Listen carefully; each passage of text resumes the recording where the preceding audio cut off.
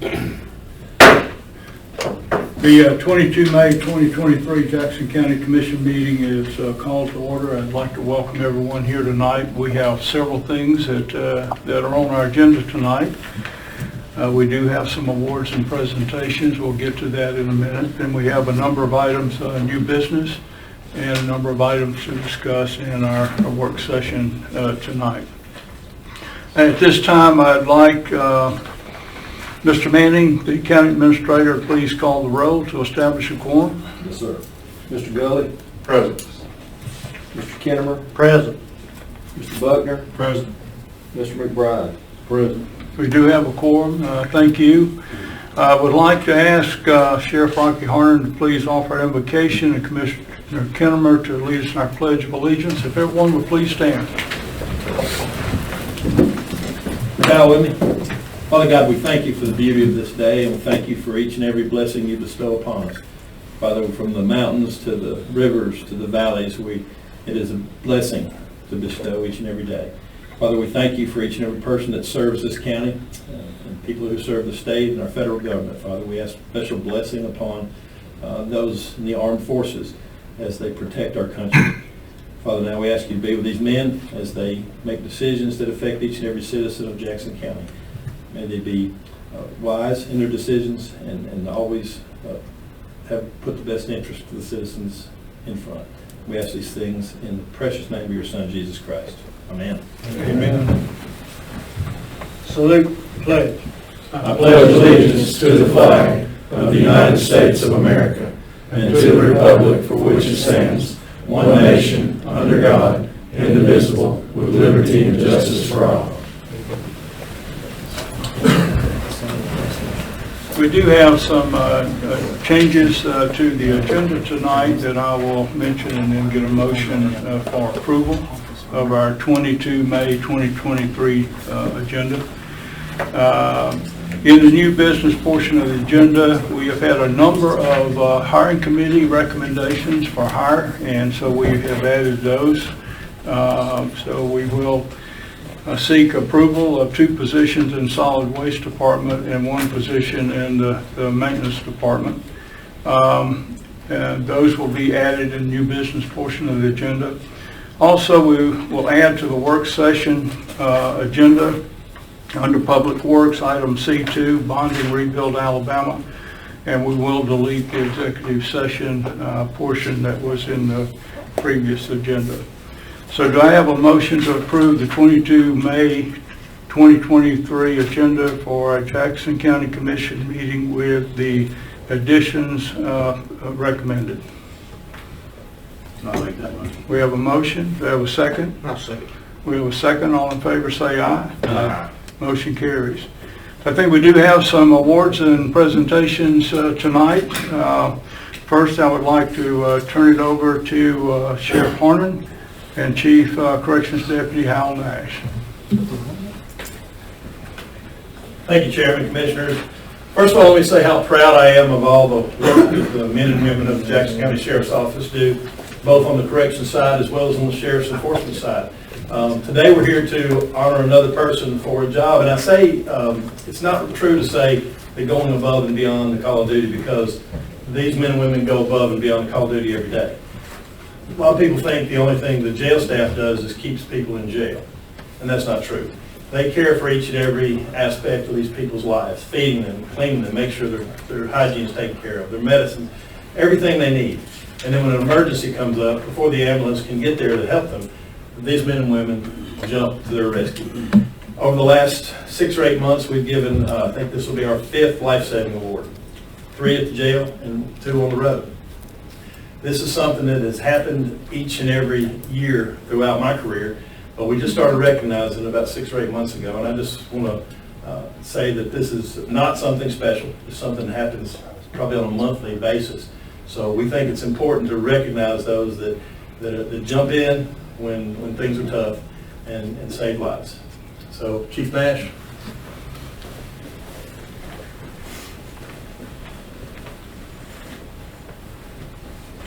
I'd like to call up Corrections Deputy Rocky Wilkes. If you'd come forward, Rocky, and stand here. Good name.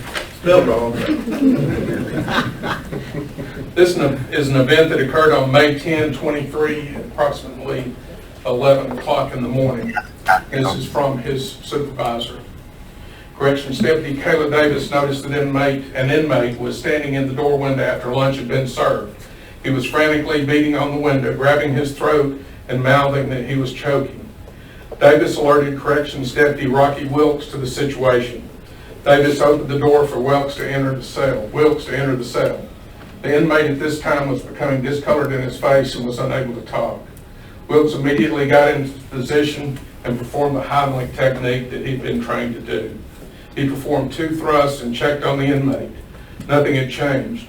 He then changed his position and performed a 3rd Heimlich technique. This time, some food was dislodged from the inmate and shot out of his mouth onto the floor. Seeing this, Corrections Deputy Wilkes turned the medical care over to the nurse that had just arrived on the scene. The inmate recovered without injury. It was evident that the situation was of a serious nature, that without the quick response, thinking, and actions of Corrections Deputy Wilkes, the event could have become fatal. Rocky, on behalf of the sheriff and the Jackson County Sheriff's Office, congratulations on a job well done, and we're proud to have you with us. Thank you. Thank you.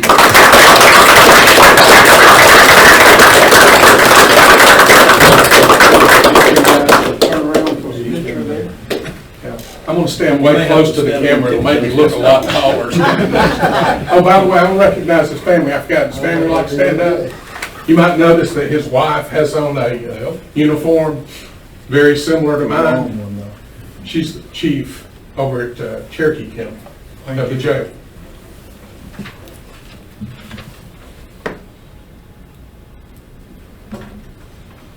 Again, thank you very much. We have a supervisors meeting at the jail, so the corrections are on your way. Now, look. Hey, Sheriff, I think we need to recognize one of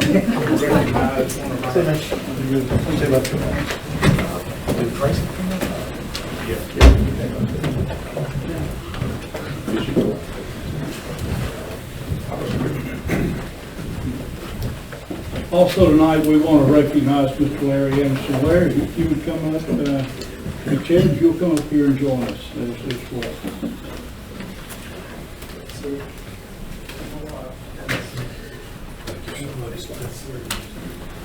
Yeah, we'll let you stand in here.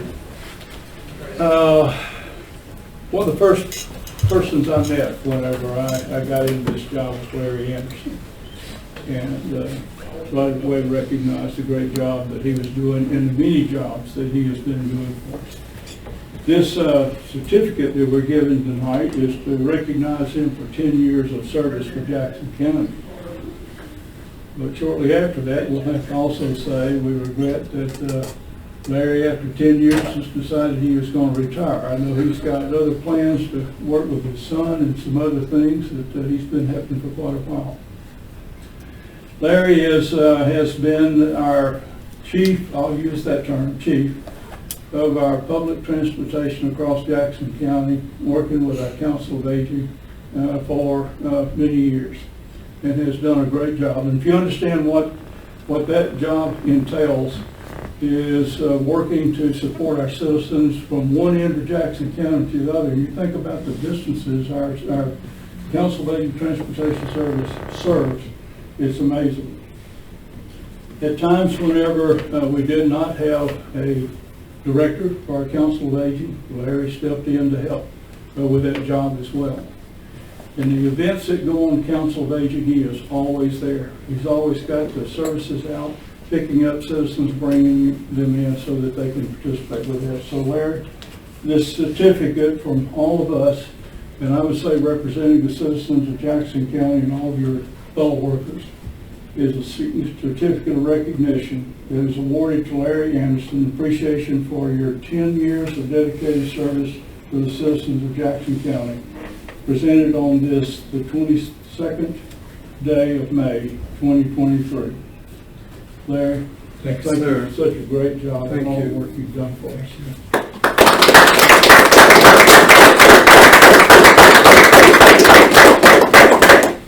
And given that you're going to retire in a minute, you got to say something. It's been a pleasure, y'all. Been a lot of ups and downs, but I wish everybody could deal with these, mostly seniors, but it's all ages, people that they have special needs, you know, transportation. And it's unreal how important it is for them, you know, to have us.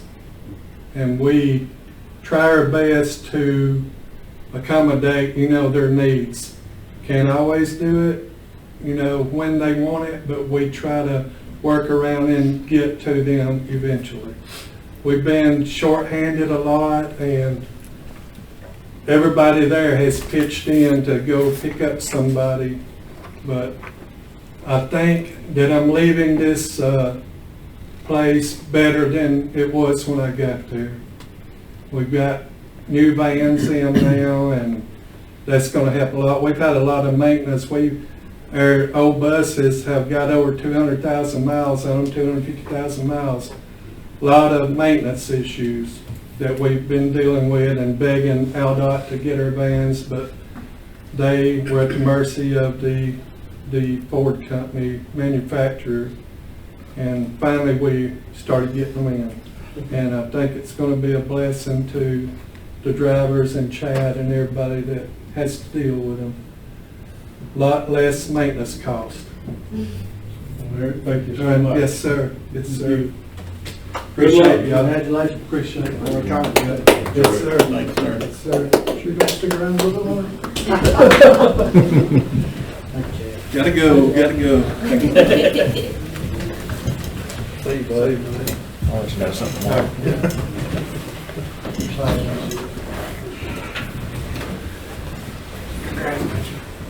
This time, let me ask, do we have anyone here for public comment? Okay, no one has signed in. We will then move to the new business portion of our meeting. In your packet, you have the minutes from the May the 8th, 2023 meeting and work session. Do I have a motion to approve and adopt the minutes from the May 8, 2023 meeting and work session? I make that motion. We have a motion. Do I have a second? Have a second. Any discussion? If not, all in favor say aye. Aye. Motion carries. Thank you. At our last work session, we had a request and discussion from Mr. Cecil Wells to procure a new trailer to help with the services that he provides across the county. And it's a great service that he does provide. One of the requests was to get some additional quotes, and we have in the packet today 3 quotes. One from Creek Bend Trailers. Quote value is $5,995. We have a second quote, and the value of this is for $3,419 plus tax. And then the quote that we saw last week or last meeting from Klein Quality Trailers of Huntsville for $2,975. In addition to the price of the trailer, there will be a cost to refurbish the trailer or condition the trailer for the service it provides for the county, and that would be an additional $1,600 added to the price of either trailer that we would choose. So let me turn for discussion and comment to Sheriff Harnan. Thank you. Really, not much more to say other than we did go out and try to find some more quotes. Not a lot of people that are selling trailers right now, and the ones that we got are going to have to order them and have them brought in. So I think the first quote is probably going to be the cheapest by about $500 or $600. I'll answer any questions you got. The other 2 we're local inside the county. The other one's just outside the county in Germany. And I think our policy is low quote, but we do give a 5% in-county consideration. And right now. I don't think either one of these are within the 5. But let me ask your recommendation. My recommendation is save the county money, go with the low bid, obviously. I make a motion to go with the low bid. Okay, we have a motion to approve the purchase of utility trailer for litter control with the low bid. I'll second that. We have a second. All in favor say aye. Aye. Motion carries. Thank you very much.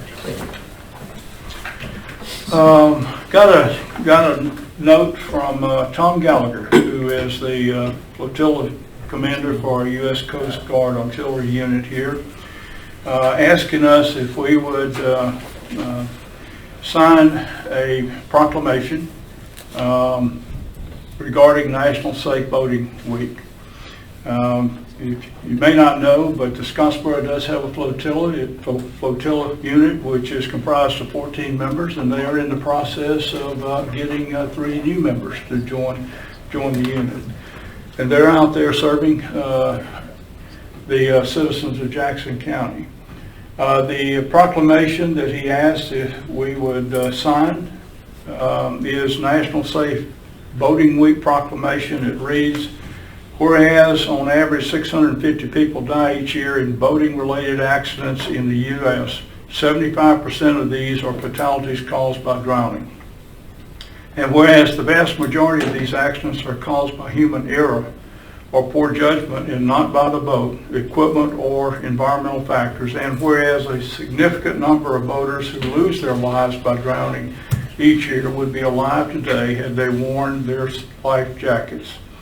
Therefore, we, the members of the Jackson County Commission, do hereby support the goals of the Safe Boating Campaign and proclaim May the 20th through the 26th, 2023 as National Safe Boating Week and the start of the year-round effort to promote safe boating. In witness thereof, we urge all those who boat to practice safe boating habits and to wear a life jacket at all times while boating. Do I have a motion to approve and sign the National Safe Boating Week proclamation? I'll make that motion. We have a motion. Have a second? Second. We have a second. All in favor say aye. Aye. Motion carries. Thank you. Also in our packet, we have an agreement between Jackson County and Alabama Department of Transportation. On the 23rd of March, our county engineer, Mr. Kimball, and myself met with Director of ALDOT, Mr. John Cooper.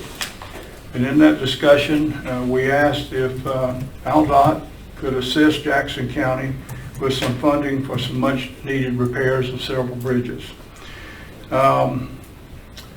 Last week we received an agreement that will be between the Alabama Department of Transportation and Jackson County Commission for the rehabilitation of bridges on County Road 18 over Kirby Creek, County Road 145 over Boxes Cove Creek, and County Road 354 over Spring Hill Creek.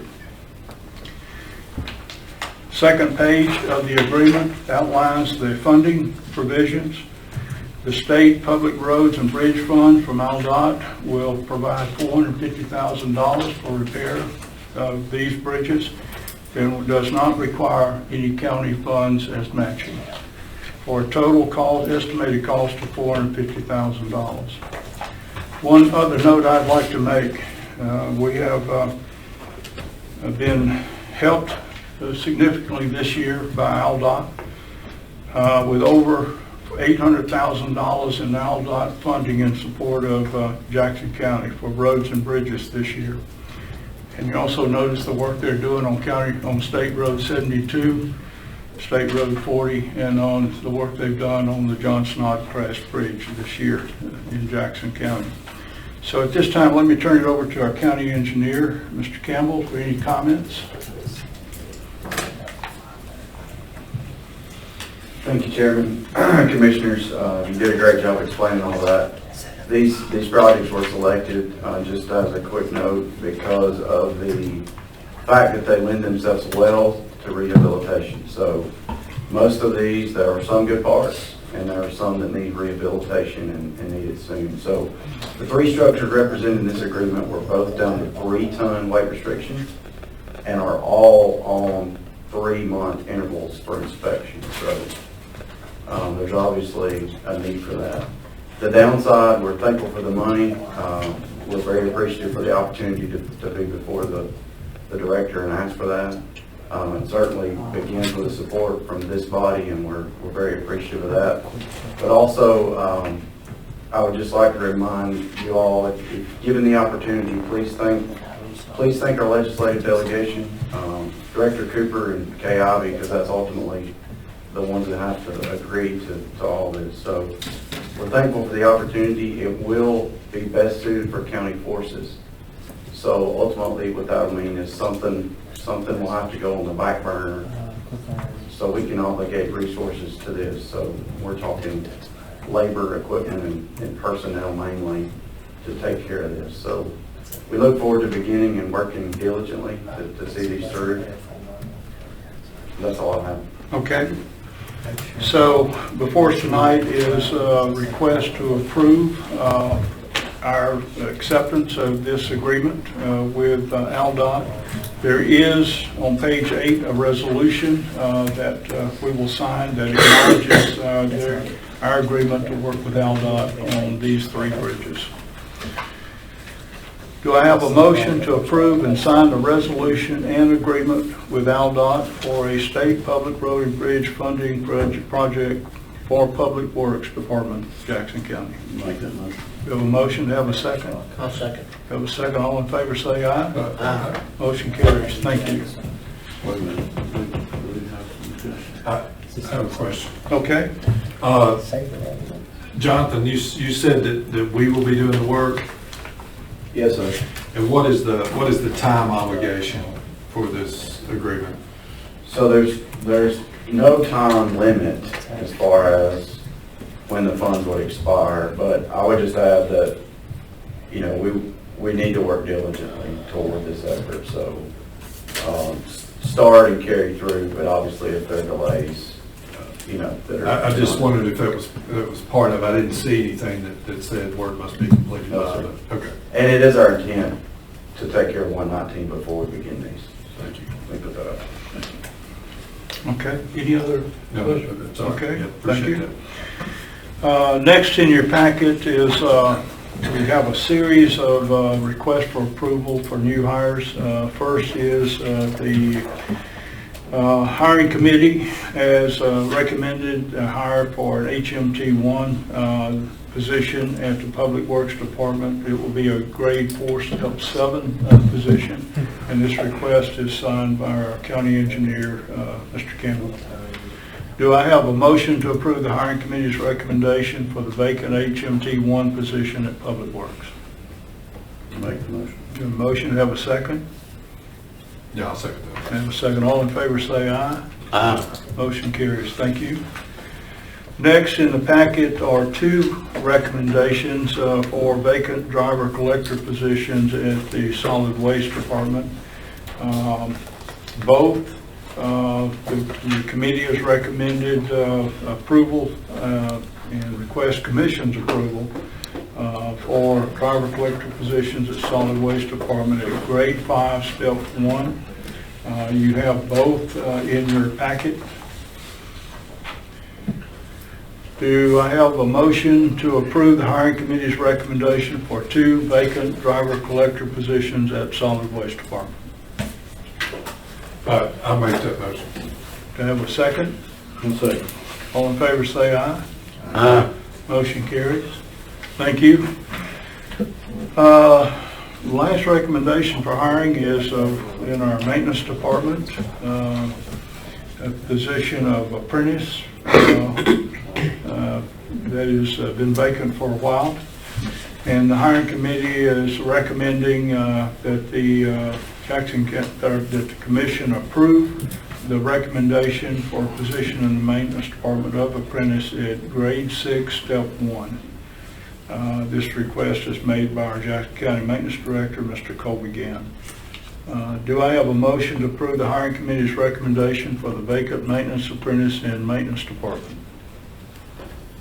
I'll make that motion. We have a motion, have a second. Yeah, I'll second that. We have a second. All in favor say aye. Aye. Motion carries. Thank you. Next is, in new business, is we have a vacancy on the Cumberland Mountain Water and Fire Protection Authority Board. And we have one position to fill. We do have two applicants, Mr. Caleb Skipper and Mr. Chris Wynn, excuse me. You have the note from Mr. Skipper requesting his consideration for this position, as well as a note from Mr. Wynn requesting consideration for his selection to this position. We will do these by nomination, and we will do a roll call vote. So do I have a nomination for the position on the board for the Cumberland Mountain Water and Fire Protection Authority? I nominate Chris Wynn. We have a recommendation from Mr. Wynn. I'll second that. Do we have a second? With that, we'll do a roll call vote. Mr. Gully, Yes. Mr. Kinnemer, Yes. Mr. Buckner, Yes. Mr. McBride. Yes. Okay, with that, we have 4 yeses. Mr. Wynn has been, will be appointed to the Cumberland Mountain Water and Fire Authority Protection Authority Board. Thank you. Next is the Jackson County Board of Human Resources, the DHR Board. We have 2 vacant positions on that board. We have 4 candidates. Chief Deputy Eric Woodall is requested to be reassigned to that board. He has been a member of that board for a number of years. We have 2 other applicants that are new applicants, Ms. Kelly Jones, Ms. Laurel Dudley, and Ms. Laura Chadwick. Their request for application is in your packet.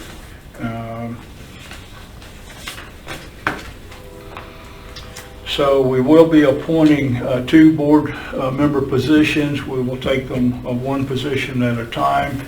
So do I have a nomination for the first appointment? I'd like to nominate Laura Chadwick.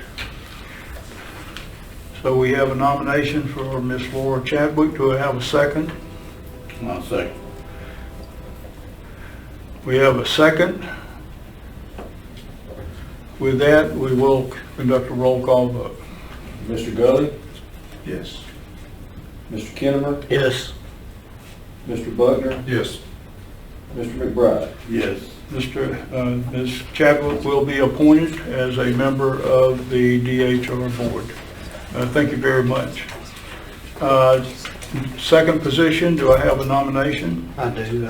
Eric Woodall. We have a nomination for Eric Woodall. Do I have a second? Second. We have a second.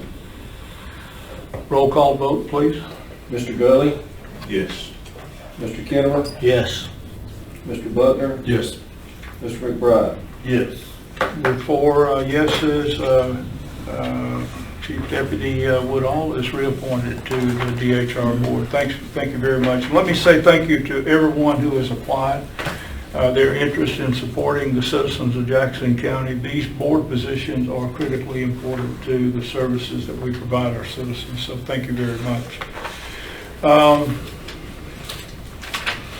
With that, that's the last item in our new business. We will move into the work session. First item is Revenue Commission, and the item is budget amendment, GIS mapping software. So Commissioner Arnold, please. I've handed y'all a HCS paper there. That's what we currently pay. If you look at what I gave you. This is, if you look at our website, look at our maps on our website, that's the company that hosts our maps and does our GIS program for us. So we already pay them the annual cost over there to the right, if you'll see. And I want to First of all, I want to say, I want to apologize. I'm not, the technical part of this, Eric Centel, our chief appraiser, was supposed to be in here tonight. His brother-in-law passed away suddenly, and so our condolences to his family, 42 years old. I think he just had a massive heart attack. But anyway, Eric couldn't be with us, but what GIS, or I'm sorry, Esri, that's the company that does our GIS, or that's the software that we use. And GIS, Esri, I'm sorry, is changing the way that we do things. So we really don't have a choice. We have to use Esri. That's the only company that I know of in the United States that does this. So we can piecemeal this together and change over several years, but with our new aerial photography, with all the new things that we've got going, our new GIS website that we've got, we want to just jump right into the best option, which is you'll see that one-time cost of $48,500, and then that SQL server cost, it's a one-time cost of $2,000. And I really don't need the budget amended. KCS is willing to work with us and go ahead and do this for us, but we just have to put it in the budget next year to pay them this. And I know you guys understand that my budget, this is out of the mapping and appraisal budget, so it's prorated. So if I add $50,000 to the budget, that means I collect $50,000 more. So it's really not a money thing. I just need to know, and I really don't even need a vote from you guys. I just need a warm fuzzy feeling, I guess, that y'all are going to be okay with this next year, that we add this to the budget. And that's so really it's just, if y'all have any questions about it, Bob can explain to you too that we can always adjust this year's budget, and I can, at the first collections of next year, I can offset this budget. We've also, sometimes at the end of the year, if we have money in the budget that we didn't use, we can utilize this toward this, but maybe the simplest thing would be just to add this into this line item for next year. And again, he's just looking for, we've been doing business with KCS for years. They're good partners, good people. You know, we trusted them, they trusted us, and I just told him I'd feel better talking to you guys and telling y'all this is a $50,000 item. Again, it's not yearly, it's just a one-time cost to switch over to this new, again, I wish Eric was here to explain it. They call it the fabric. He was actually going to do a demonstration if he could have been here tonight, show you guys. Like, we just got a new subdivision in out on Gooseball Island, and that takes weeks for us to put a new subdivision in. But just using some of this new technology, the mapper was able to just drag that in, drop it on the screen, and she done it in 30 minutes, or could do it in 30 minutes once we get all switched over to this. So really, I just guess you guys got any questions? So a lot more accurate than what we have now as far as... Well, faster, and you take the mistakes out of it. So when somebody records a subdivision plat and they got all those dimensions in there, you know, there can be errors made when that chief mapper or mapper, whoever is entering those. But when we just copy what they recorded and drop it in, there's I'm going to say zero errors. If there's an error, it's an error in what they recorded. So that's on them. Yeah. Is there a possibility of a future demonstration? Yeah, I mean, we can do that. I'd like to see that. Yeah, they're ready to get started.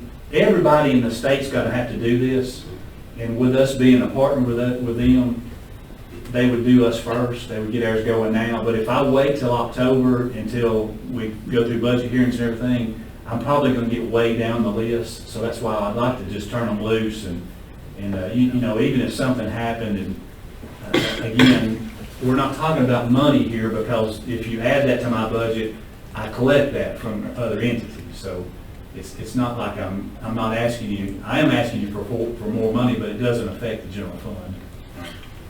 Okay, the process, if I could, we will, in the budget next year, we will show an increase in revenue to support this, and then the expenditure of this. Yes, this would be prorated, like Mr. Arnold said. I would recommend we put this in the 2024 budget when we do our budget discussions. Yeah, And that would give time easiest for, thing. if Eric wants to come and give a demonstration for, like Paul requested. Well, I mean, will that hold the process up? So no, Okay. that won't. Well, I actually need to tell them. I really need to tell them something tomorrow. If I got a good feeling that y'all going to go forward with this, and I think I do. I mean, I think you guys understand it, and again, it's not a money thing. I just didn't want to commit to something without talking about it in a budget hearing or just talking to you guys about it. Any comment? You've alluded to that the state's going to make you do this. This is something required? or- No, not the state. This is ESRI, E-S-R-I. That's the software company that we use. As far as I know, there's not another software company, kind of like Microsoft. There's not nobody else. And ESRI is going to make us go to this. Now, like I said, we can piece this out over, a few years, a little bit here, a little bit there. But when you do that, technology changes this year, and when we switch over, there'll be more technology change. We want to just go ahead and dive right in with our new GIS, and I'll be bringing that to you guys pretty soon. Our new GIS website, it's awesome. I mean, some of the things that we can do now that y'all approved that in last year's budget. We got a new aerials now, but we got a lot more than we thought we were going to get. So as far as all the entities, I've explained to some of the local entities that partnered with us, like North Alabama Electric Co-op, they now have the ability to go out there and they can spot every power pole in the county, and if they'll just bring us that shapefile, we can drop it in and they can have access to it. The sheriff's department, he can mark every sex offender, he can mark, and we can put it on that map, and every department would have the ability, like Public Works could have their own sign in to where Jonathan could have all the stuff he wants to see, but only their department would see it. Or if their department and they wanted our department, we can set it up that way. It's just I hate to brag, but we're way ahead of counties around us. I mean, we've got a better GIS site than a lot of counties in the state do now with this. So what you're saying is that Jonathan could produce something that says these are the roads we're working on and this is next in line. Is that what you said you could do? We can put anything that anybody gives us as a shapefile in there. And as I understand, we could spot every fire hydrant in the county. Yeah. Where there are fire hydrants and where they're not. All I need, so it's got a mobile app, and all I need is somebody with a phone to go out there where that fire hydrant is, drop a pin, bring it back to us, and yeah, we can do anything we want to do like that. So as far as infrastructure things, Yeah. all right, so that kind of answers the return on investment question. This 50,000 is going to increase productivity, should help us with grants, those of that nature, because we could be able to more accurately say these are areas without, these are areas with. Right. Like I said, the new subdivision that's coming in, that we just got it last week out on Grispon Island. It'll take her, we're not using this yet, so I'm just demonstrating, if she could have done that, she could have done it in 30 minutes where you just copy and paste. But now she's got to draw, Candy Man or our mapper, she's got to draw all that by hand, which means she's got to enter all the calculations, all the dimensions, and there's room for error when you do that. So not only would it save time, it would also be accurate, more accurate, or absolutely accurate. So in essence, you save money. Sure. Okay, any other comment? What I'm going to propose is that, given the benefit of this, that we go ahead and put this on the new business section next meeting to approve that we proceed with this as a budget item and approve it. I know we can't approve the budget until we get to the budget, but that this becomes a budget item so that you have that documentation to proceed. Is there any objection to that? Given that we're going to propose that you are going to spend money. Yeah, and that's exactly what KCS is looking for. He just, again, that's somebody we've been doing business with for years, that Jackson County has, and will be doing business with for years. So he trusts us. It's actually the company that's y'all are talks with about the voting precincts or the map that they're going to do. So I mean, we're going to be partners with these guys. He just wanted to have a good feeling about it. And I told him I did, but I wanted to discuss it with the commission before I told him to go ahead. We're okay with new business next time, given that we're projecting budget. Okay. Thanks very much. Appreciate that. Next, under commission, Stevenson Library Summer Reading Program. Let me turn this discussion over to Commissioner Gully. I got invited over to the Stevenson Library last week, and librarian there kind of explained to me that they had a $2,000 grant that they had received for the last 3 years from the Dollar General Corporation, and they're only eligible to receive that 3 times, and so they're not eligible for it this year. And she had hit me up and said that I think they had 86 kids signed up for the summer reading program, which is phenomenal for such a small town, and asked if the commission could do anything to help subsidize them in their program. And speaking with Chairman Nance, he had said we had a little money left in discretionary funds, so she had asked for $1,000 to be donated to the library summer reading program there. Okay, any questions, comments? So is 1,000 gonna cut them short? Do they need more than that, Chris? Is it- They're used to getting 2,000? They're used to getting 2, but she says she could get by with 1,000. If I remember right, we have about 2,500 left in discretionary. I think it's more than that, nearly 5,000. I think it's more like 55. Yeah, we have about $10,000 discretionary fund. We supported the Liberty Learning. We supported the Olympics for our county school children at North Sand Mountain. We supported the awarding and recognition of our top 5 county school graduates throughout the county. And those have been the 3 items that we have supported so far this year, all educationally based. So, can we put this on the new business agenda for next meeting? Yes. Approved. And considered amount, $1,000. 1,000 or 2? I mean, if Okay. if they ask for 1,000. If 1,000 is enough. They asked for 1,000. Okay, so we will go with 1,000, and we'll put it on new business for approval next meeting. Well, and I say 1,000 because there may be some other libraries that are in county, some other entities that may need money. They ask for 1,000, so. For educational purposes, that's good.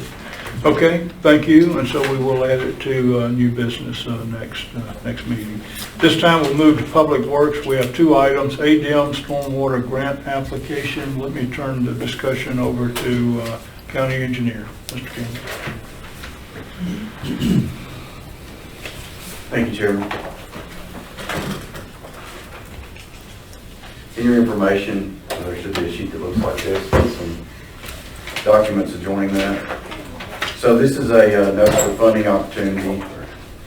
It's essentially $150,000 of federal funds that are going to be distributed through ADM to counties that wish to apply throughout the state. And it is for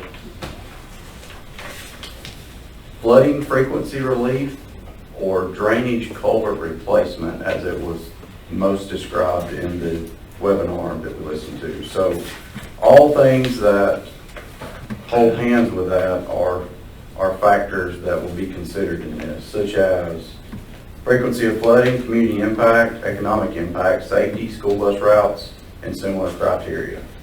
So in the webinar discussion, it was drainage culverts that was repetitively mentioned, and it was a county representative from our association that was laying this out in conjunction with a representative from ADM.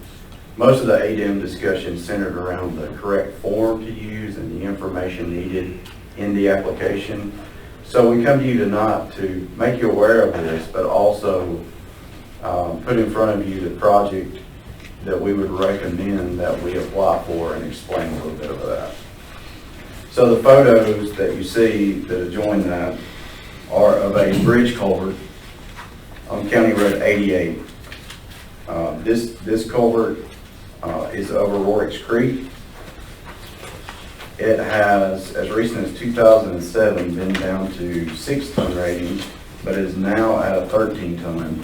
And that's not that the condition has improved. It's just a rating methodology change, basically. So this bridge culvert does a couple of things. If by recommendation, it does a couple of things. It is recognized already from our previous work. If you remember this book where we had identified our top 5 replace and top 5 rehab. So it was one of the ones identified for a replace. That structure is 31.9 on sufficiency rating, which is just a way to evaluate statewide overall rating and sufficiency and takes in many factors. It's a 1959 structure that is on a 12-month inspection frequency.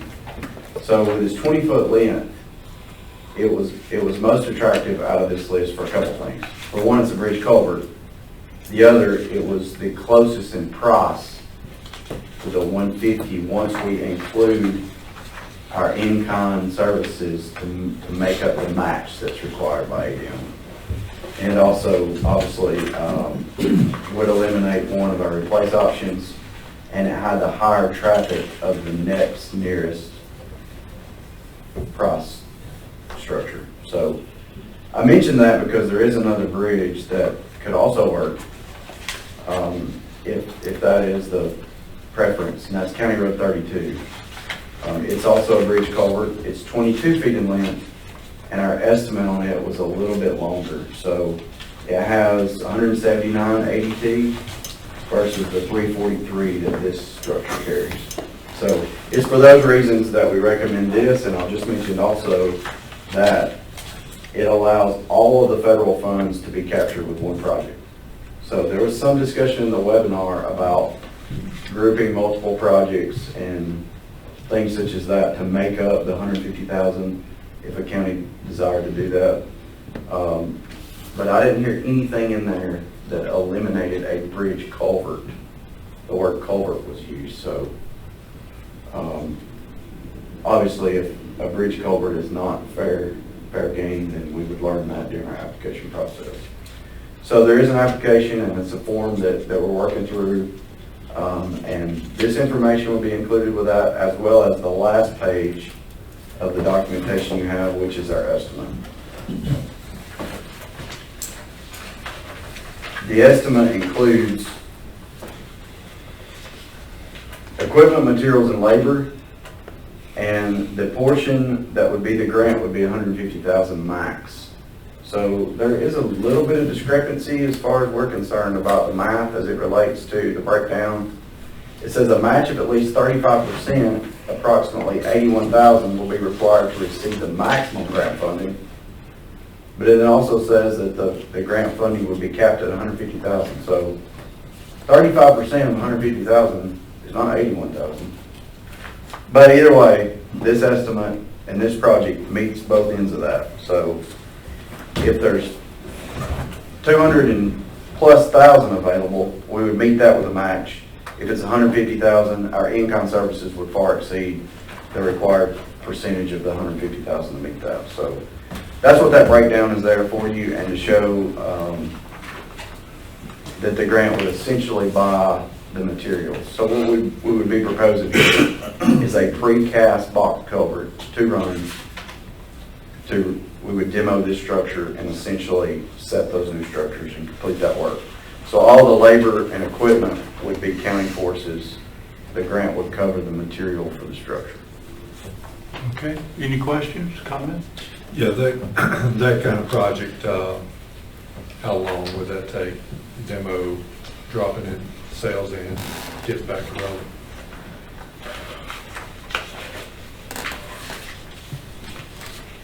The actual work wouldn't be that long. So our estimate was based on, about a 3-week time frame. So, once we could start the work, assuming we could work continuous, 3 weeks or what we're estimating. And since it's fabricated before it gets there, there wouldn't need to be a setup of forms, wait to drive, that kind of thing. Yeah, so there's some connection bores, but the fact that it's a precast structure, it's modular, and it can be pre-bedded and set in place. Okay.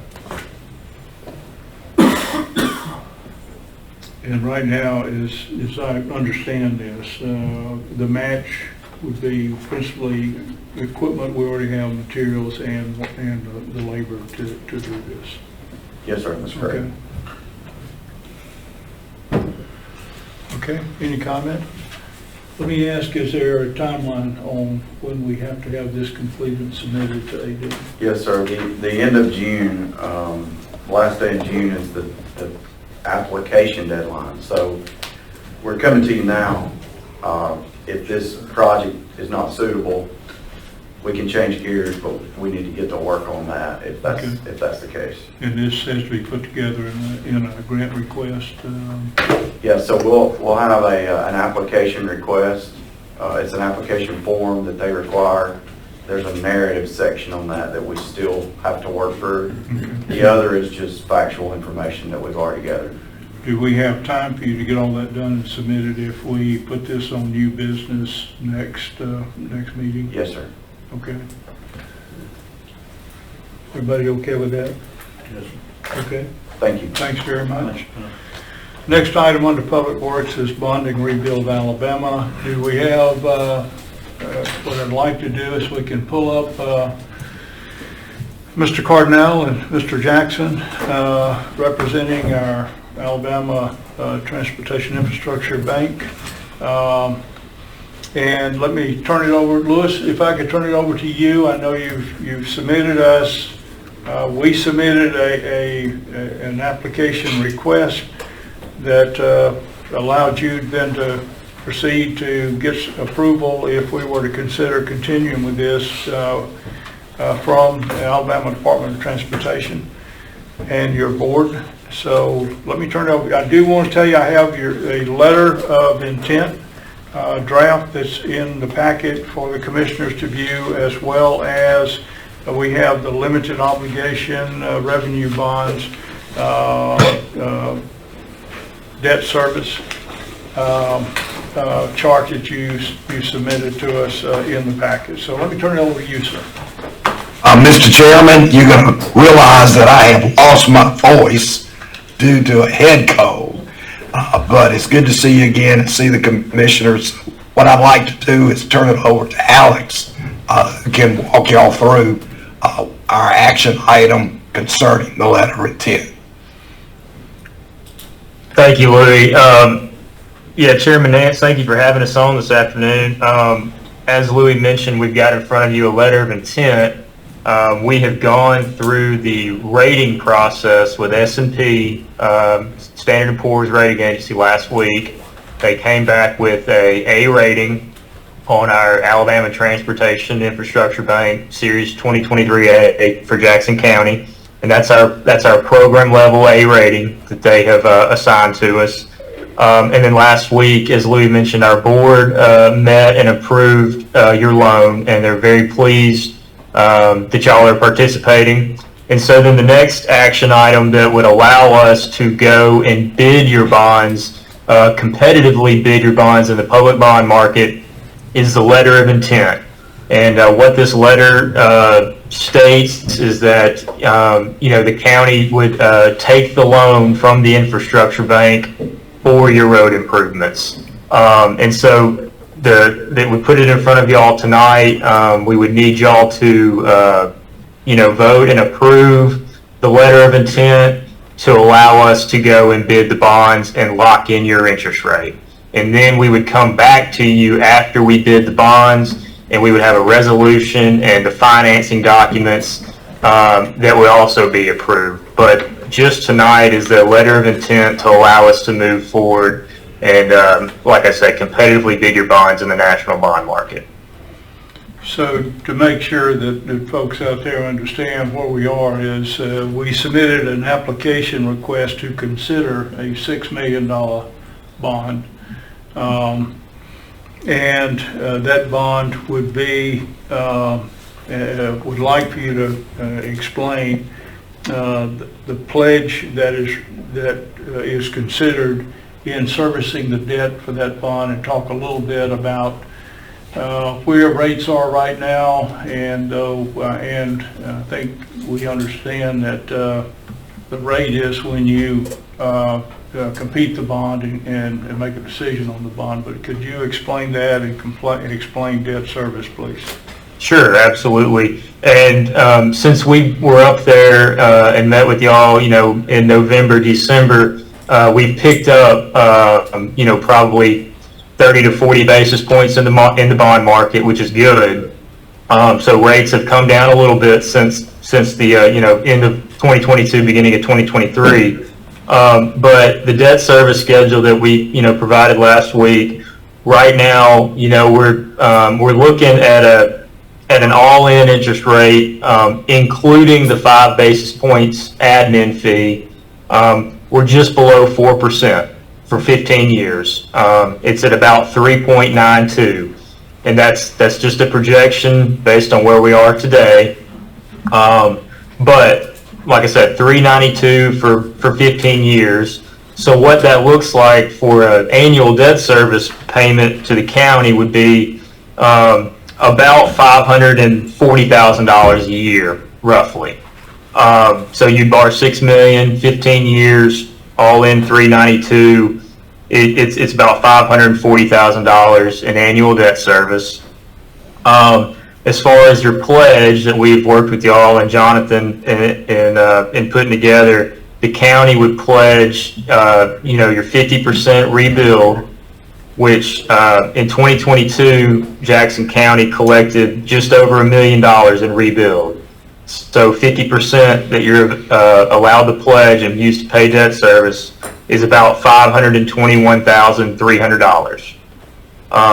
And so then that obviously is not quite enough to cover the debt service. So we would also take a pledge of your ad valorem taxes that are in the public building, bridge, and road fund of the county. In 2022, that was about $1.3 million, and you can pledge all of that. So the combination of the rebuild and the ad valorem taxes is about $1.8 million, a little over $1.8 million. So that amount of money pledged to cover your $540,000 in debt service is almost 3.5 times coverage, which is outstanding. S&P like that, we like that, our board like that. So it's a great, strong pledge. And now that's just a pledge. Like I mentioned, it's covering it 3.5 times, and then the remainder you'd still have to be able to do pay as you go. And you also have your other 50% of your rebuild to continue pay as you go. So it gives you a lot of good flexibility to amortize the debt, to leverage your rebuild, and then it also still allows you to do pay as you go projects as you see fit. So that's kind of an overview of where rates are, what we're projecting, and what your debt service is projected. We would not, like Mr. Chairman Nance, as you mentioned, we would not lock in the rate. Your rate would be locked in the day that we bid the bonds. So this is the rate before you is not locked in. It's just a projection. But when we would go bid the bonds in the national bond market, that would be the day that we lock it in for your loan. Okay, and one other thing I understand is that the bond principal would have to be expended in a 3-year period of time. So we would, and it is for roads and bridges, that is what it's for. It cannot be used for anything else. That's correct. Y'all submitted, and Jonathan and us worked on the project list for resurfacing and repaving. But yes, sir, you have 3 years to spend those proceeds for your projects. So with the debt service, 50% can come from the Rebuild Alabama. That would leave $521,000 additional Rebuild Alabama that would still be available for our work, plus the federal aid exchange funding that we get. So in addition to the funding that we would get over 3 years, we would have the 521 and the 400. That's based upon what currently is the value of Rebuild Alabama. So that's roughly $900,000 that's left in the account in addition to the bonding. So I don't know. Let me ask questions and comments from the commissioners. Oh, one other comment, if I could. By signing this letter of intent, we are committed to accepting the bond once you go and procure the bond. Yes, sir. Okay, so any comment? Question? Is there a ceiling on the interest rate? I know what you project the interest rate will be, but is there a ceiling on that interest rate so that when you go and broker the bond, then we'll know worst case scenario what we're looking at as far as interest? So we passed a parameters resolution with our board last week, and we put a max interest rate of 6% in that parameters resolution. We obviously don't anticipate it being that high, but that is the ceiling that we have put in our parameters, would be 6%. And so we commit tonight by signing this letter, and then there's no turning back until we find out what the interest rate is. By then, we're committed. Yes, yes, sir. So the letter allows us to bid the bonds and states that once we bid it, the county intends to take the loan from the infrastructure bank. Okay. That, Mr. Chairman, that is consistent with all the loans we have done heretofore. Excuse me, Jefferson County, Bullock County. We have 3 other applications. That's the standard procedure. So we've presented these interest rates to you today. They're vetted in the market. That's where the market is today. So sure, interest rates could go higher. In a couple of weeks when we bid the bonds, they could go lower. But what we're going to do is we're going to find the best market to get the bid in. You know, we're going to be watching the Fed. The Fed meets on the 13th and the 14th. We probably will bid after they meet, because if they pause on the 13th and the 14th, you may have a rally in the bond market, and that would improve our bid on the rate. So I want the commission to know that we have good experience in this, and the level of interest rate that we're presenting to you today, it will not deviate, hopefully, much from that, and still be of value. Moreover, just to reiterate, last fall, we were at 4.5% on this loan, if you remember. That's where we were projecting last fall, was 4.5, and now we're down to 3.9 to 4. So we're in really good shape on going out in the market and getting the commission an excellent rate on this loan. If we proceed with the loan and get it, the money, as I understand, is put in Regions Bank and draws interest. Can you give us an idea of the interest rate that the money would draw? Yeah, Regions Bank is the trustee for the program, that's correct. And they would invest the construction proceeds in their money market account. And that's probably around 3.5% to 4% based on where short-term rates are today. So, you're theoretically washing out a lot. You could potentially wash out some of the interest costs by where short-term rates are, where the construction proceeds would be invested. And then also, once the money's in the bank with Regions, that is y'all's money, and y'all draw it down as y'all see fit, as y'all need to. Y'all don't have to get approval from DOT to draw it down. You don't have to get approval from us to draw it down. Y'all draw it down and spend it as y'all want to. It's y'all's money. So there's no additional approval process, form submitting, nothing like that to get the money. Y'all, it's in Regions Bank, and it's there for y'all to use it.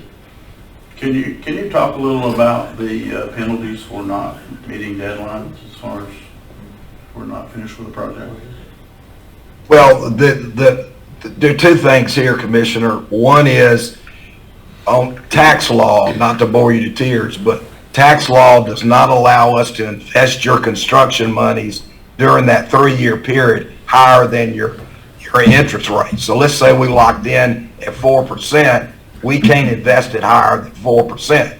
But right now, as you well know, you can get money market rates almost 4%. So it's an excellent time to invest your construction monies as you're drawing it down. At the end of the 3-year period, you would have to make a filing with the IRS to to tell them why you didn't draw the money down in 3 years. But we're not going to get that to that point, because if we get to that point, we will get with Jonathan and we will identify other projects that you can use to spend that money before the 3-year period's up. Also, you can look at changing projects during the 3-year period with oversight from DOT. They just want to see what you're doing. So that things change, we know. So you have flexibility within that 3-year period to get that money spent to your satisfaction. Okay, any other question or comment? Do you have anything to add as far as concerns? Not for Alex or Louis. Yeah, we're going to have a discussion after. I'm sorry, go ahead, please. Somebody, You have our list that's identified that's specifically for this money, correct? Okay.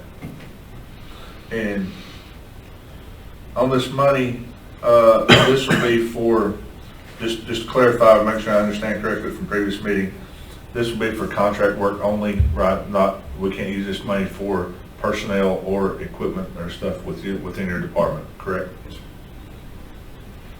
You cannot use it to pay salaries, no. No. What about the equipment? You can use it for equipment related to the projects, yes. Okay. okay. Is there a timeline that we need to make a decision for you on the letter of intent? Well, we need for you to make it, Bill, as soon as you can, preferably today, because what we have to do is we have to post the official statement in the bond market and give the bidders across the country 2 weeks to review the bid, which we've done on our prior bids. And so the sooner you can, the better off.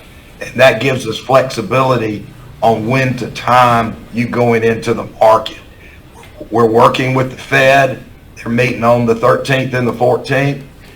We're eyeballing that real close. We may want to go before them. We may want to go after them. So, you know, as soon as you can approve this, it's going to give us flexibility to get in the market at the best time. I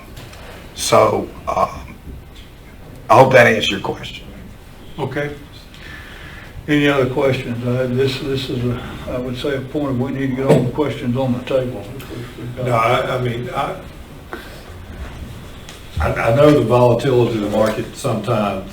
What is historical as far as rate change like that? I mean, what is in the limited time that we're talking about here? I mean, what risk are we taking on looking at potentially sub 4 to going as high as 6?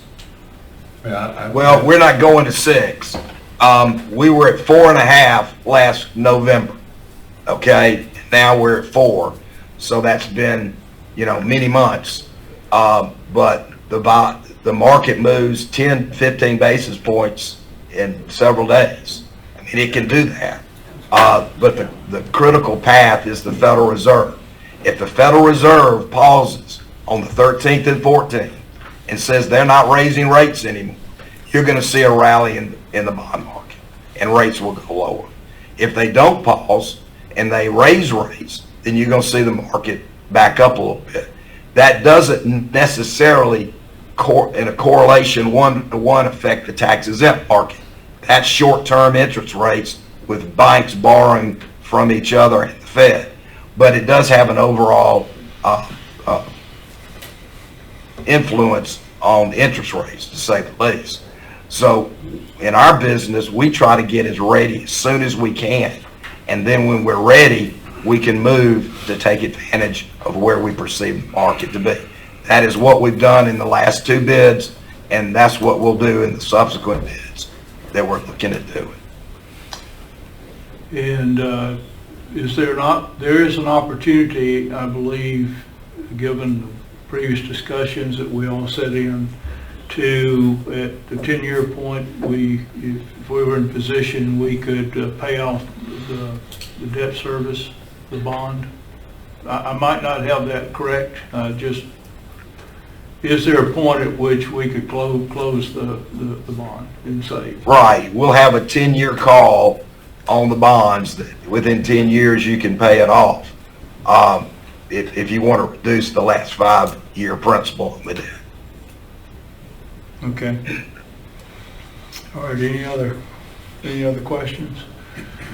Let me say thanks for sticking with us tonight to answer questions regarding this. We do have clearly some deliberation to do, and we will do that and get back with you as soon as possible.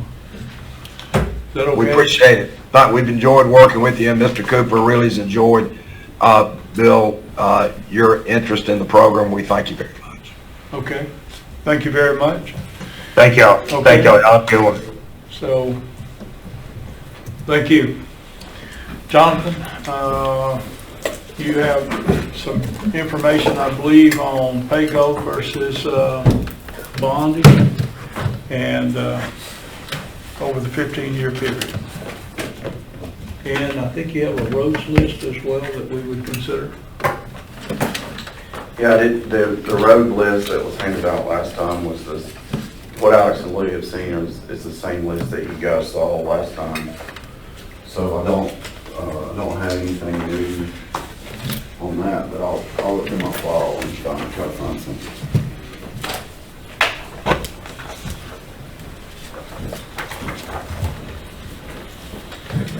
Memory serves me, most everything we looked at on the roads list was all major minor, correct? No local roads. Yeah, I do have one copy, so if y'all like, pass it in.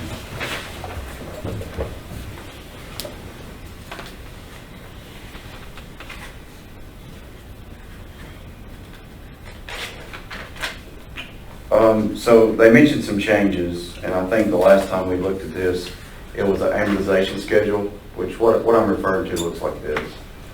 Okay.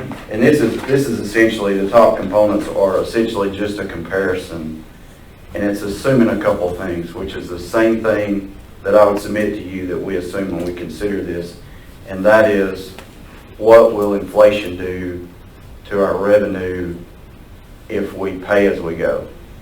Versus if we borrow money, will the inflation outweigh the interest that we're going to pay? So that's really what I would submit to you as the principal factor in whether this works or whether this does not work. So the first part of that breakdown, where the minus 7.5% is in red, I'll start with the left column. The very left column is pay as you go. That's 1.44. So that is our 1 million that they discussed in there in Rebuild, Alabama, plus our 400,000 federal aid exchange, plus the cents. So that's 1.44 million that we would get every year. So this is all modeled out for 15 years, every example we're going to talk about. So pay as you go, 1.44 for 15 years, we end up with 21.6 million, assuming no inflationary erosion. Okay? The column right beside that is 1.44 million each year minus 7.5% inflation. So 7.5% inflation, that sounds extreme. But that is really what we realized when we talk about 2020 to about 2023. If we looked at an average, that was real. So if we do that and it's minus 7.5% each year, if you can see the formula, then what we really end up with at the end of 15 years is 13.24 million. Okay. Comparatively, this is assuming a bond. So you'll notice that instead of 1.44 each year, the distribution changes. It's 2.9 for the first 3, and then it's reduced, okay? So what that 2.9 represents is the 1.44, just like we would have gotten, right? Plus 2 million per year, because we've got 6 million that we've got to spend over the course of 3 years. So that's 2 million per year, less our payment. So 1.44 plus the 2 million bond, less the 540,000, should get us at 2.9 for the first 3 years, and then that money's spent. So then all we have is 1.44 less our payment, less that 540. Okay, that's where the 900,000 that you heard Louie and Alex talk about, that's 900,000 for the rest of that time, assuming no inflationary erosion. So that would be 19.5 million.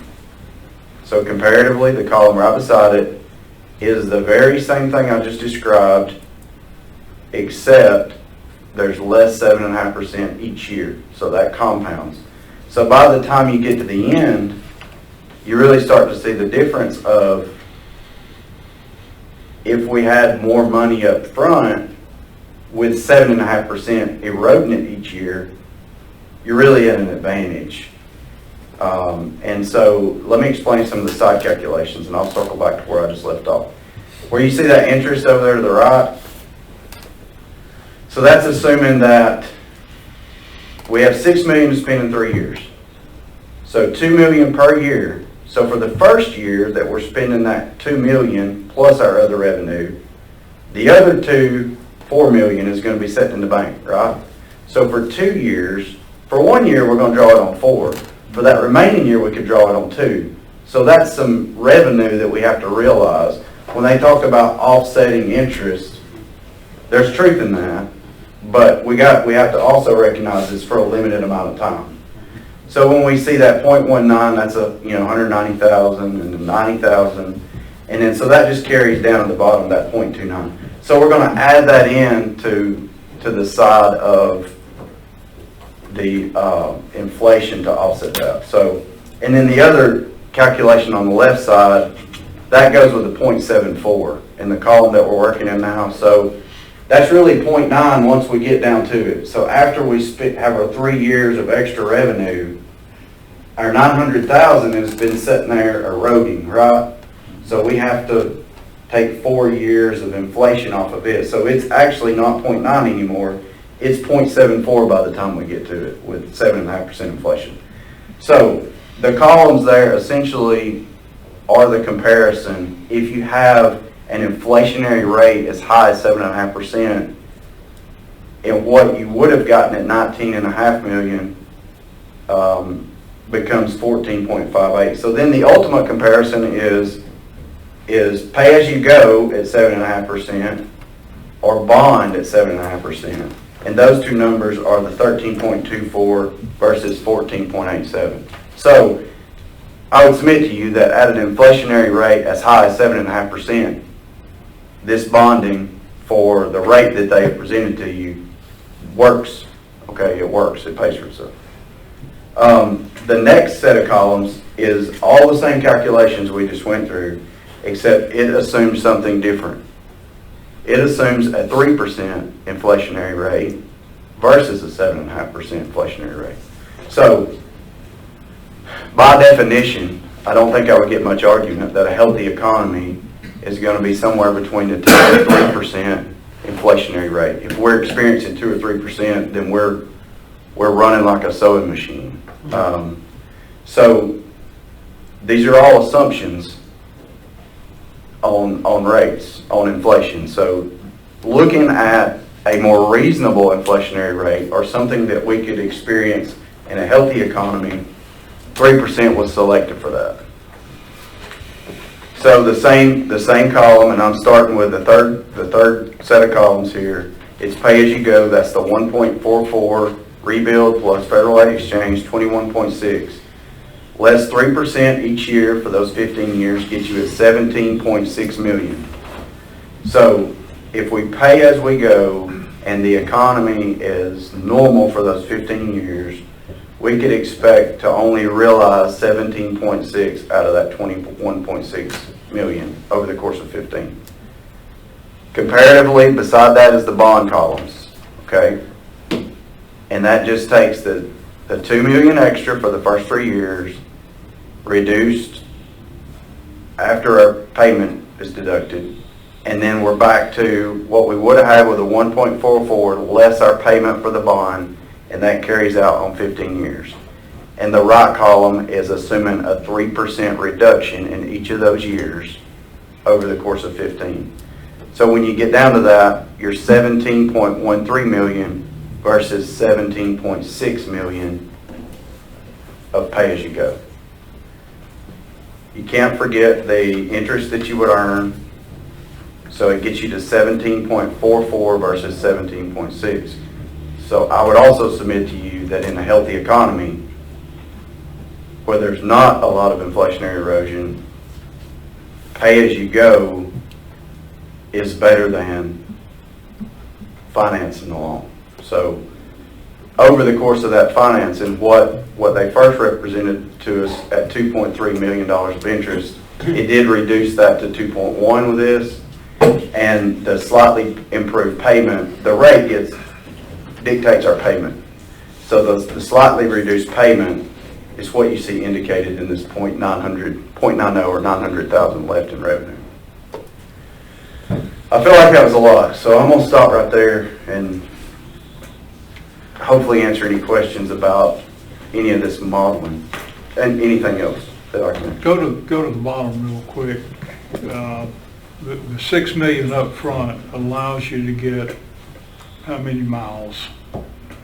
So the way we represented the project selection, if you remember back, in order for them to get to the stage that they are, Alex and Louis, we had to formulate a plan. And that plan would accomplish a couple things. It would show ALDOT what we intend, at least preliminarily, what we intend to spend the money on, and how we project those funds for the 6 million, what we would project that to be on. We had to also get down into detailed projects, which was the list Mr. Gully asked for and what we had submitted to you guys last time. So if we stay with that original plan as far as the project selected, and that project selected was a high traffic roadways that have been hot mix resurfaced, and they would either be fully resurfaced or preserved. That 3 million of that would go toward resurfacing, and 3 million would go toward preservation, as it was listed with that, which would be about 12.5 miles of resurfacing, 24.25 miles of preservation. We can't forget about the revenue that would have been coming in addition to the 6 million that we would be borrowing. So that's what's represented in local roads and bridges. So local roads, the 550,000 a year, which would end up at 1.65 over the course of 3 years, could do 24 miles of local roads. And then if we let the federal aid exchange part stay to bridges, then we're looking at 1.2 million over the course of 3 years, which could ultimately be 1 to 3 bridges over that 3-year time span.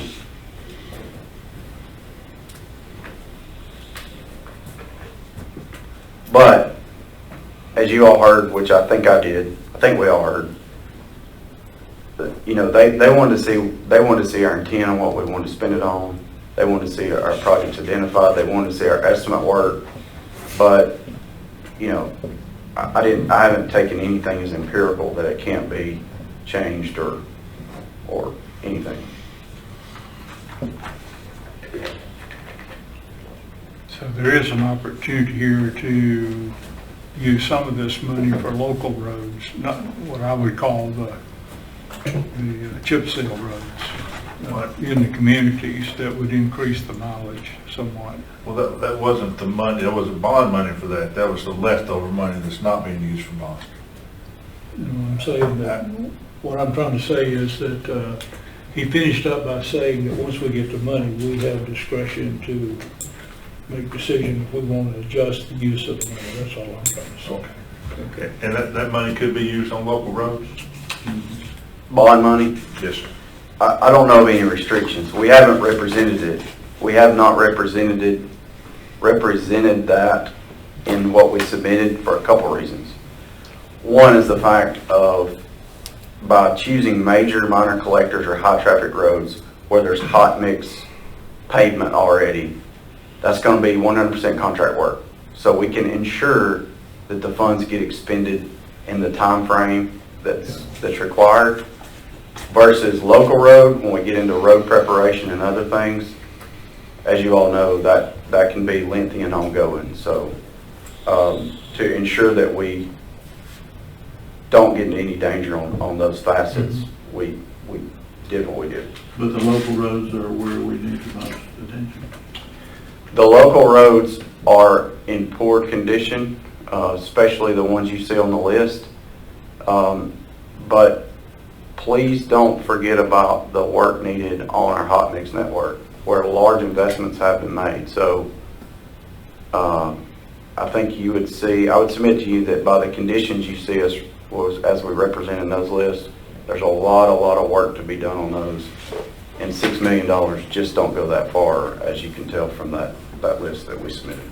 So in doing this bond, how is this going to affect our major minors down the road as far as being able to maintain what we've been able to do as far as improving the condition of those major minors? So I think the greatest benefit to this program, period, is the fact that you can do more now. So there's definitely a savings in doing more now versus later. To get down in the nitty-gritty with that, you would have to see all of those projects on that list go to green. So if you picture the long list of those, and you think about that list of projects, after those 3 years, all the ones that are yellow and red that we've put up for projects would go to green on our master list. So we would definitely be in a more advantageous spot than we are now. Are there still going to be red projects on that list? Guaranteed. But probably the biggest advantage to all this is it forces a multi-year plan, in my opinion, and you do more now. So did that answer your question? Given, and I'm just giving thought now, given the condition of our roads, and it is the highest concern issue we have among the citizens of Jackson County. There is benefit to getting work done as soon as we can to deal with those, rather than letting them continue to degrade over time, which they're going to get in worse shape, those that you're able to surface. I do think that at some point we may want to look, if we were to proceed, look at a mixture of some of the more roads that people go home on that gets them to their house, because those are the ones that are in terrible shape. Those are the ones that we're patching. So if I look at this, my comment would be 7.5. I sure hope, as we all would hope, that we're not in a constant inflation situation with 7.5%. That's going to be terrible for all of us. So we project that's not. 3 would be great. But I would just make a note that if you look at the bottom here, the 7.6 million versus the 17.6 versus 1744, if my math is right, that's $160,000. That's half a mile of major road in hot mix. Difference over the course of time at a 3%. Tell me I'm wrong. You can absolutely tell. I'm just trying to presume what I see here. So that's it. Yeah, I'm not arguing that. So the question is, do we need to get some done sooner? And yeah, clearly we're going to have less roads done in the out years. We are paying back with money the state's getting us. We don't impact the general fund with this. We don't take anything out of general fund.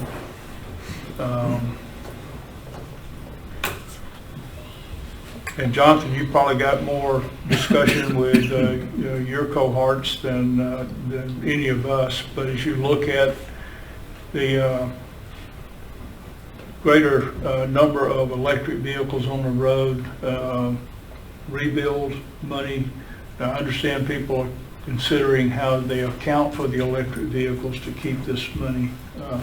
But what are you, if I could ask, what are you hearing about that? So I've given you my pros. Well, let me back up a second. In considering everything as it relates to this, and you didn't ask me for this, but it helps me for complex issues such as this, if I can make a pros and cons list. So I've given you my pros when you asked me that question about what are the advantages. What you've asked me would probably fall more in the cons list. So there is, in my opinion, with this, there's speculation. So there's speculation on economical speculation on where we're headed going forward. So in particular, and it would all, as it relates to this, affect inflation. But it also could affect revenue. So as we hear talks of recession, or we think about what could a recession do, advance a few years, then there's definitely things that could affect our revenue in a recession that we've lived, witnessed, and seen. And I think Mr. Manning would agree. If we get into a recessionary time, then we're almost certainly going to see a reduction in revenue. It's a fact. So that is a potential revenue reducer, as well as the things we hear about goals towards zero emissions. So if we go battery, or if we go electric, or whatever the case may be, anything that reduces the consumption of fuel, that reduces our tax. It's an excise tax on gas and diesel. So anything that goes toward that effort reduces our tax revenue. There are some clauses in the statutes that allow for electric vehicle fees, but they're minuscule in comparison to fuel revenue. So I offer that. As well as when we think about economic issues with collateral. So they mentioned that they mentioned that basically rebuild's not enough to make a payment. Okay, so if our payment is if our revenue is reduced, and by statute we can't spend more than 50% of that rebuild revenue toward this payment, then there has to be a supplemental fund. So the supplemental fund they've identified is Fund 112. That's the Public Building, Road and Bridge Fund. Now they also identified $1.3 million that's a pledge on that, but the county can't spend $1.3 million from Fund 112 toward this loan. So as Rebuild Alabama revenue goes down, if it does, then there has to be a supplemental fund to pay this payment. So just consider that, they're basing this loan on our revenue now. They're basing this on rates now, but we're talking about 15 years. So it's not necessarily right now.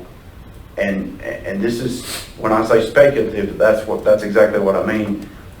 There's a lot of unknowns and factors in there that can affect revenue and rates, et cetera. So, did that answer your question? Okay. You know, this is kind of an awkward position. I'm speaking myself. If I go to the bank and let's say I'm taking out a loan and I ask the person that I'm speaking with, the loan officer, what's my interest rate? And that's, well, I can't tell you until you sign this paper. That scares me. I know we have to make those decisions, and we all get calls every night, every day, every night, and we're grasping at straws, trying to do what's best for our county. And I believe we're truly all in this for the same reason, to do what's best for our county. We've got to be careful that we're not paying for a decision we make 15 years down the road. I'm not saying yea or nay to this, I'm just saying we've got to be careful and weigh all our options. I think we need more time to think about it than just, hey, let's make a decision tonight. That's just my personal opinion. Okay, I agree. okay. What we can do is We can take a motion to suspend the meeting and give us a couple of days to think about this and get back. Let me ask you to do that. Is there any other information that we need to have?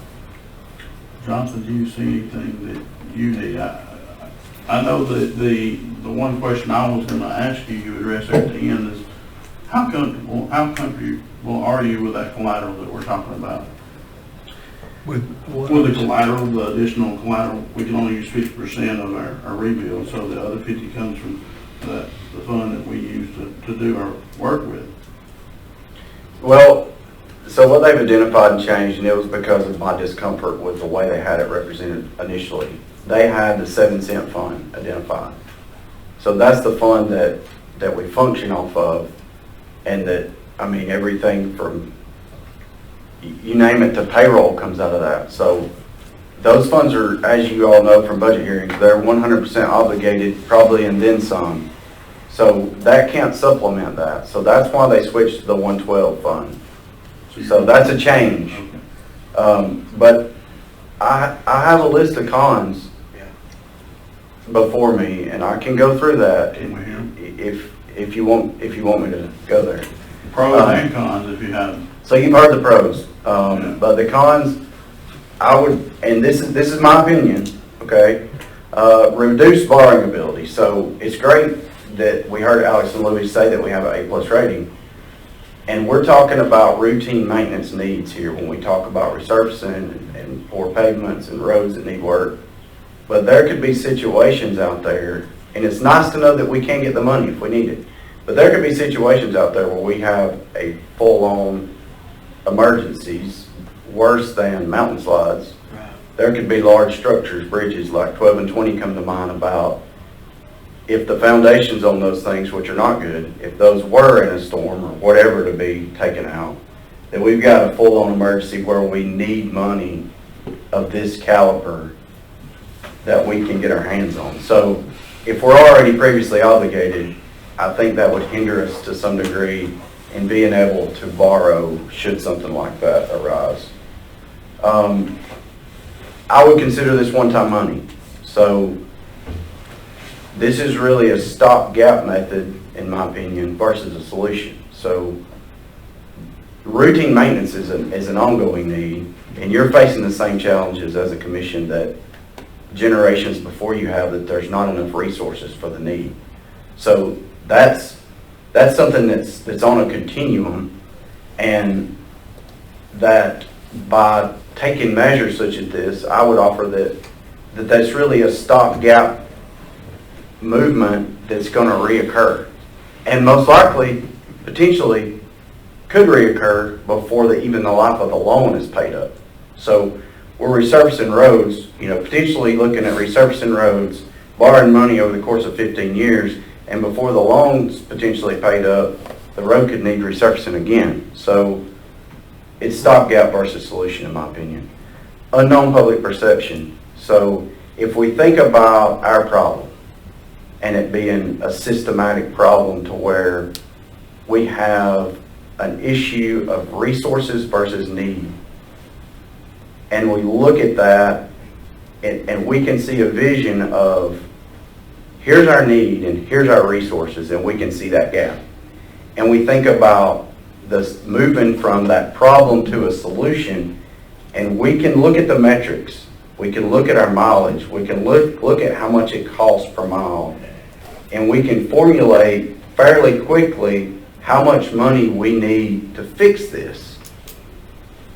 Then we have to relay that problem to all of us citizens that drive on those roads, that see those issues, that become disgruntled about our issues, that want them fixed. And in that whole phase of movement, there's different components to me as a citizen to where I've got to understand the issue. I've got to see the disparity between the need versus the solution. And then I've got to agree with the solution that's proposed, and I've got to be on board to fix that. So me as a citizen, I have to go through all those stages. So for years, I have been told that there is an issue with that need versus resources. And now, to some degree, if I see that solved, then I think some solution has been reached, potentially. So I think there is, and this is unknown, but I think there is potential there that the work that's been done to achieve problem recognition in the overall issue we have of resources versus need, that it could potentially erode some of that by some false hope in some work done, even though it's borrowed. I'll mention this one last thing. So the whole premise of this working is the fact that our interest rate that we would pay would be lower than inflationary erosion that we would realize over the course of 15 years. So in October of 2023, the Rebuild Alabama statute has a built-in clause that says, beginning that October, the National Highway Construction Cost Index will take effect in the tax rate that is now 10 cents per gallon. It will be compared to the National Highway Construction Cost of when this law took effect in 2020, and the difference would then be changed by the tax. So National Highway Construction Cost Index is basically an inflationary measure of highway construction cost. So if we are in a high inflationary status in 2023, October of 2023, and there's a difference between that construction cost index of 2020, then it will automatically adjust. So our tax will adjust. However, that's limited to 1 penny per gallon, plus or minus. Every other July thereafter, it will do the same thing. So that was when this was presented on the floors of the House, is where it originated. That was a much debated issue that had the gasoline tax been something more of a percent instead of a fixed rate per gallon, then it could have kept up with demand over the course of years. So this was a compromise that was put into the law to give the gasoline tax some way to adjust for inflation. So I would argue that when we look at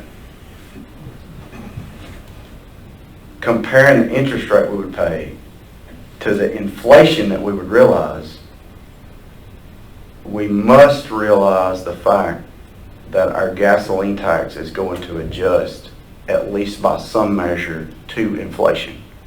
So we can't just take that at face value. That's my whole Any other concept. questions? When we consider this, we are also going to have to consider over the next couple of years how much money we have for roads. This year, we have put in about 30 million, or 3 million, I wish it were 30, $3 million in roads. That included 1.4 million of Rebuild Alabama and Federal Aid Exchange, and 1 million of money that came out of ARPA and came out of our cash balance. And then money that the state has put in of about, at that time, about $500,000. The issue we will deal with next year is we have 2 slope failures. We have a slope at 93 that needs work, and we have a slope on Langston Gap, 38 needs work. only source of funds for that is we're gonna have to pay it up front, and that's gonna have to come out of our cash balance. We have no other way to get the money to do that unless we borrow it, and we don't wanna do that. And those are gonna be high-cost items where cash balance is. So our opportunity to use cash balance again to fund our roads and get our citizens home is not going to be a good opportunity.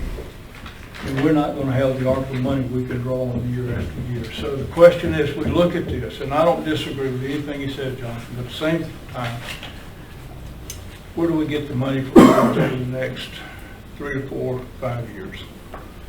You do not have enough money to take care of all the roads and bridges that we We own. understand that. There is no way. I know. At the same time, we have a lot of roads that are in sad condition, and it affects our citizens. So the question we deal with is sooner better than where we are. And I'm not making a statement to advocate. I said, we say, when we look at this, let's look at the other things that we've got to do. But a big issue for us is we've had citizens that have waited 4 years on solution to slope failures. And that's going to be important for us to address, either whether to do it or not do it. As we got to look at that.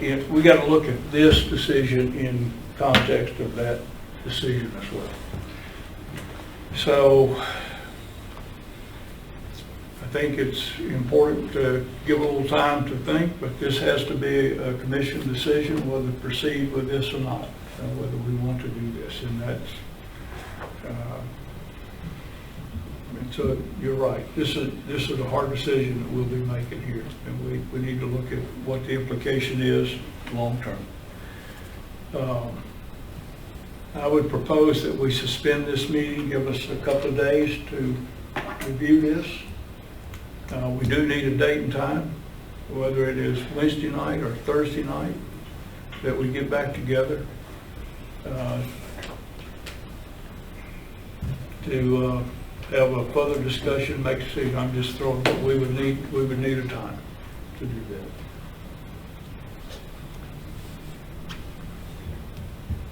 But I would suggest at that point, we make the decision either to reject and not